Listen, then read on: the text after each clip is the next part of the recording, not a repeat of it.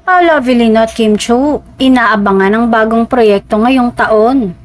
Matunog ngayon sa mundo ng showbiz ang pangalan ni na Paula at Kim matapos umugong ang balitang muli silang magsasama sa isang bagong serye ngayong taon.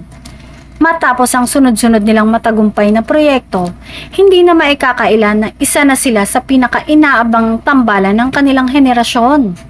Kaya naman todo excite ang fans sa posibilidad ng bagong kwento na muling magpapakilig at magpapaabang sa kanila gabi-gabi. Sa mga nakaraang taon, napatunayan ni na Paolo at Kim ang lakas ng kanilang chemistry sa iba't ibang genre. Mula romance hanggang mas mabibigat at masalimuot na kwento.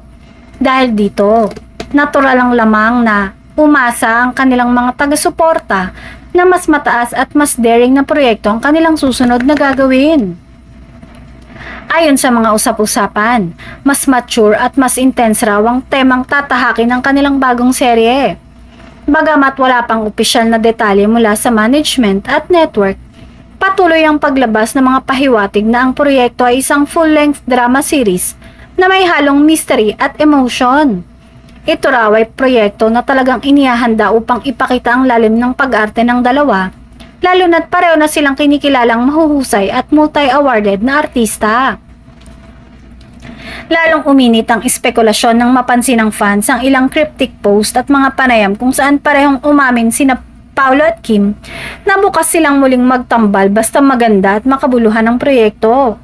Para sa marami, senyales ito na hindi malayong matupad ang hinihintay na muling pagsasama nila sa telebisyon o streaming platform. Sa ngayon ay patuloy ang pananabik ng publiko habang hinihintay ang opisyal na anunsyo.